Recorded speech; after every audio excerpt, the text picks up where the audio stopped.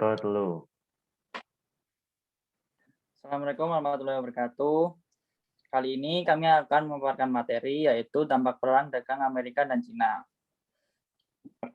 Sebelumnya perkenalkan, nama saya Jason Renardi dan kelompok saya ada Akmal Safi Nasution, lalu ada Rizka Iswandandi, lalu ada Rizkia Sarona, lalu ada Syarul Mafiro.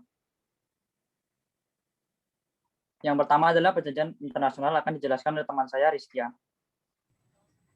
Perjanjian internasional. Menurut Konvensi Wina pada tahun 1969, perjanjian internasional adalah persetujuan yang dilakukan oleh dua negara atau lebih dengan tujuan untuk mengadakan hubungan antar negara sesuai dengan ketentuan hukum internasional.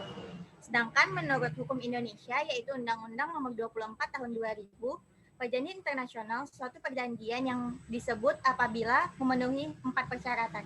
Yang pertama yaitu harus disepakati antara dua negara atau organisasi internasional. Yang kedua, perjanjian tersebut bersifat tertulis.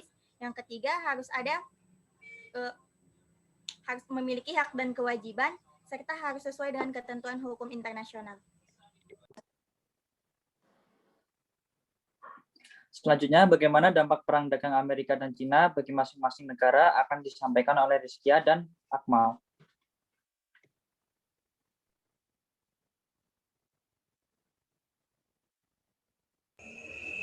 Yang pertama yaitu dampak perang dagang Amerika Serikat Cina bagi Cina. Yang pertama yaitu mengenai dampak buruk, di mana ekspor Cina ke Amerika menurun 16% secara yen or year. Yang kedua yaitu impor Cina dari Amerika menurun sebanyak 22,4%, serta Cina menerapkan bea masuk dikarenakan Amerika Serikat menambah tarif sebesar 15% untuk berbagai impor produk dari Cina, serta Cina membiarkan mata uang yang melampaui level 7 yuan per dolar.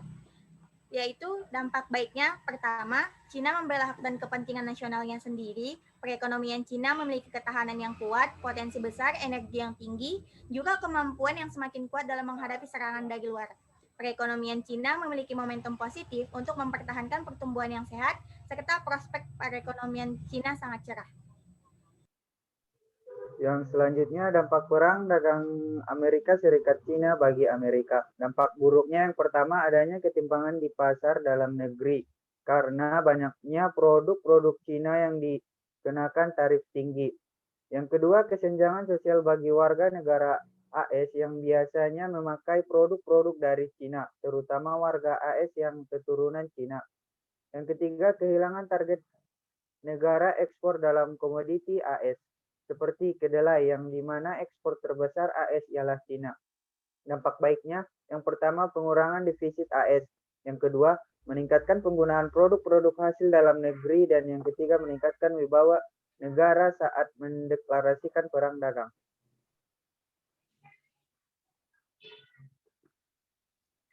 Selanjutnya adalah bagaimana dampak perang dagang AS Cina terhadap perdagangan dunia.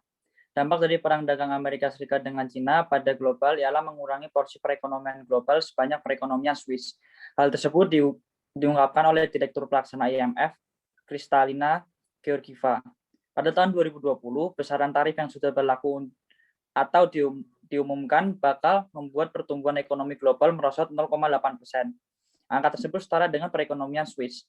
IMF mengatakan dalam World Economic Outlook terbaru bahwa proyeksi menunjukkan pertumbuhan ekonomi 2019 sebesar 3%, turun dari 3,2% dalam perkiraan Juli.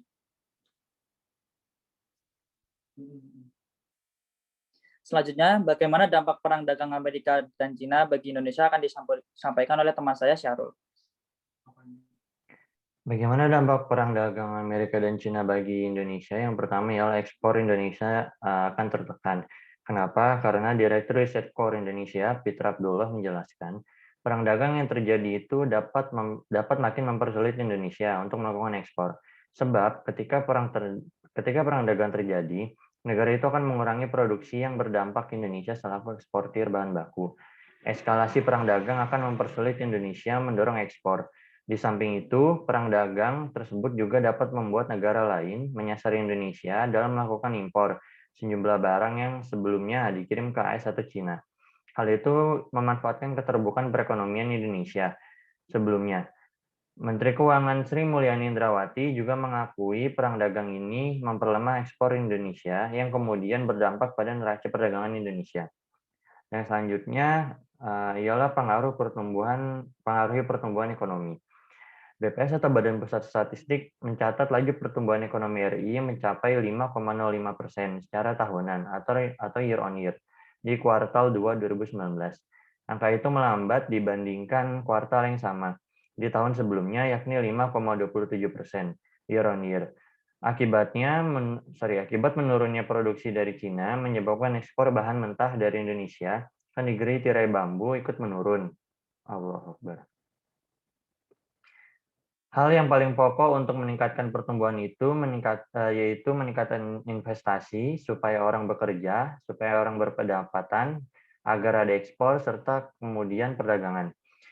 Yang terakhir ialah bisa mengancam pasar modal. Kenapa? Karena Otoritas Jasa Keuangan atau OJK mengingatkan soal kondisi perekonomian global yang terus dibayangi masalah perang dagang antara AS dan Cina. Hal tersebut bisa berdampak pada pasar modal. Ketua Komisioner OJK Wimbo Santoso mengatakan, Indonesia jangan terlena sebab ancaman dari kondisi perekonomian global yang belum membaik tersebut bisa mengancam ekonomi nasional. Infrastruktur pasar modal dengan mengadaptasikan teknologi yang lebih mudah, cepat, dan transparan. Dengan demikian, risiko dampak dari perang dagang antara AS dan Cina bisa lebih ditekan.